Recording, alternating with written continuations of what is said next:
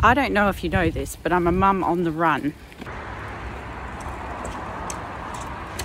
Baby shark doo doo doo doo. Baby shark doo doo doo doo. Baby shark. I love filters because it means I don't have to put any makeup on. Back in the day, I studied film and it would take us ages to get our talent ready. We'd have to put their makeup on, we'd have to set up the lights, but now we have amazing filters. So no makeup for me, no lights for me, just this filter. You should see what I really look like in the mornings. Today I'm going to talk about my process in writing books for kids. So first of all, I have a film and TV degree, so that helps a little bit because I know how to write scripts. Second of all, I've read a lot of books about writing. That helps a lot too. The book I like the best for writing is The Hero's Journey because it shows me the structure of a story broken down into sections. My friend Catherine Lefroy told me about Invisible Ink, which is the Pixar way of writing stories. This helps a lot too to think about character and plot. And every new writer always reads Stephen King's book on writing. I've forgotten what it's called, but I'll put it in the video. So the first thing I do when I want to write a story is work out my characters. Who are they? And because I write chapter books in junior fiction, the main character is usually always a little boy or a little girl or a little person. I need to build a journey for my character or an arc. I need to have the character start in one spot and then either go up with enjoyment and end in a happier place, or go down with sadness and end in a sadder place, or go down and then up and end up in a happy place. As long as my character goes on a journey, then I've done what I'm supposed to do. So I think about all of my characters this way.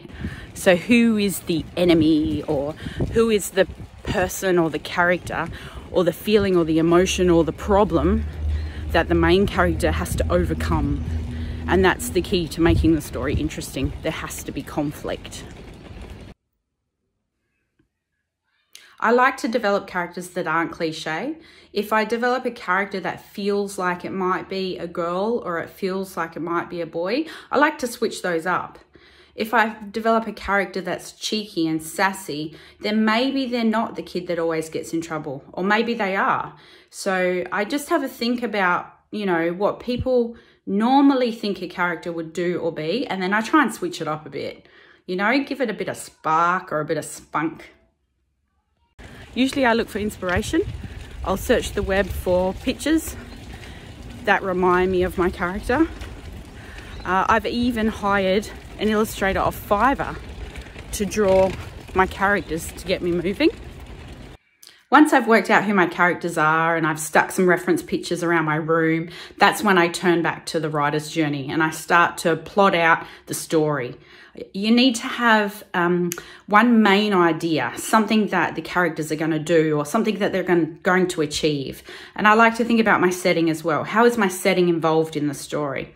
Then once I've kind of got that idea, then I start to plot out each section of the book, each chapter.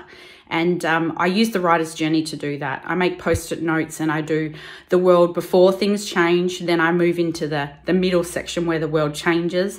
And then I go towards the end where I really up the ante and we have lots of conflict and lots of quests and lots of problems to overcome. And then at the end, we start to come back to the real world and the characters need to change. They need to learn something. They need to be different in a way that a reader can identify. Once I've got my story worked out, then I start to write. I just see where it takes me and then I try not to worry about it and I try and get through a full draft and then I can start to worry about it and do some edits. Maybe I could punch out a first draft in 6 months, but then showing it to people, getting constructive criticism, finding out what works and what doesn't work, making changes, rewriting, editing, rewriting again.